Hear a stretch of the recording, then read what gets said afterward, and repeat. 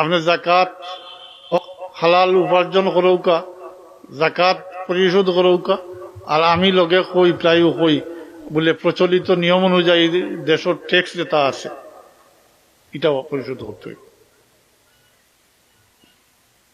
দেশে ভালোবাসেন যদি, তাইলে দেশের প্রচলিত নিয়ম আইন কানুন যেটা আছে মানতে হইব, মাতইন না? যেটা ট্যাক্স আছে এটা পরিশোধ করতে হইব, তাইলে আপনি নিরাপদ হইবা। এক কথা মনে পড়লো, আমার বাবাই কইছিলাম ব্রিটিশ আমলর হকুল্লা কি জিনিস ওখান বুঝাইতাম চাইয়ার, আতা মনেও পড়ছে কইয়ার।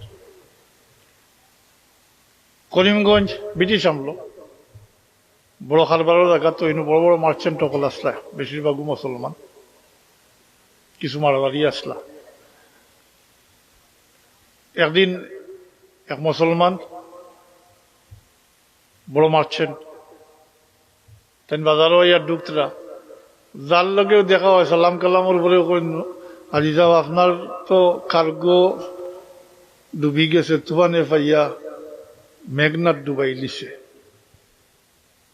চাঁদপুর মেঘনাথ কেলাকাটা থাকি মালা কার্গোয়। তাই কইন না বা আমার নাই, আমার নাই। তো যেন লোকেও দেখা হয় কইতরা, শুনি শুনি আইতরা, গদিতে আইসেন, আবার পরে ম্যানেজারদের ডাকিয়া কোজন খাতা বার করো, খাতা বার করে দেখো আমার জাকাত বাকি রয়েছে নি, কিছু বাকি রয়েছে নি। দীর্ঘ সময় সাইয়া কইছেন বলে, জি না, আমরা জাকাত বাকি রয়েছে না। কইলা না না, খবর লইয়া দেখো আমার নাই, আমার কার্গো ডুবছে না, আমি আল্লাহর হক আদায় করে লিছি, আমার কার্গো ডুবতে পারে না।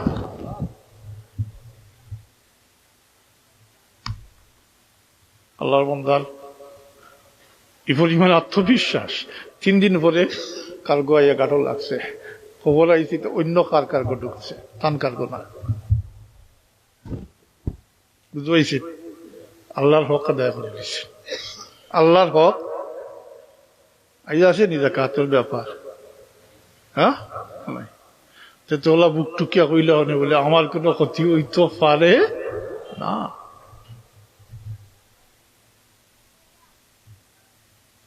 বাবা নামও কইছেন, আমার এই মুহূর্তে নামও এটা মনে রয়েছে না, এটা ঘটনাক্রমে কইছেন যে আল্লাহর হক যেটা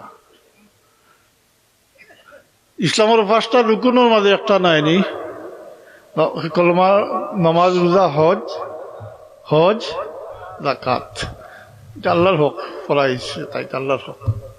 নামাজ ওইটা আল্লাহর হক, মাতই না?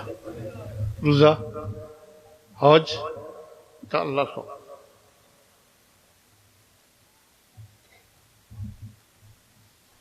হায়, তো আমরা মুসলমানই এখন দেখো কা। তবে একটা কথা, যেহেতু ব্যবসার কথা ফাঁকে দিয়ে আইছে, জাকাতের কথা, মাল আবারও হইয়ার মাল সংগ্রহ করতে কোনো বাধা নাই। তবে যদি কোনো বেজাল অর্থাৎ হারাম মিলাইন আপনি মারা যাইবা, এই মালর মালিক থাকতা নাই, উত্তরাধিকার সূত্রে আওলাদ মালিক হইবা, তারা কিন্তু খাইব, পিন্ধিব, উড়িব, তারা দায়ী হইত নাই, তারা কিন্তু মাতই না, তারা দায়ী হইত না, তারা উত্তরাধিকার সূত্রে মালিক হইছে, হে দায়ী হইবা যেন বেজাল করছে। তইলে সতর্ক থাকা দরকার নাই, বাচ্চান্তর লাগি কলবা করিয়া রাখিয়া যাইবা, জবাব তো আপনার দেওয়া লাগবে না অন্য কেউর, জি না। তইলে সতর্ক হওয়া দরকার। একটু আল্লাহর বাস্তে মুসলমানই ফিরত হারাম মালালতা চিনিয়া বাস পিছার, আল্লাহর হক কিতা, বন্দার হক কিতা। আজকাল যদি ও বন্দার হক যেটা হকুল এবার যেটা, ওটা যদি আমরা জানিয়া মানিয়া চলতাম, তাই আমরা সমাজও অত বিশৃঙ্খলা হইল না, সমাজ পরিবর্তন হয়ে গেল অনেক। কারণ মানুষের হক যেটা, এটা আল্লাহ মাফ করেন না।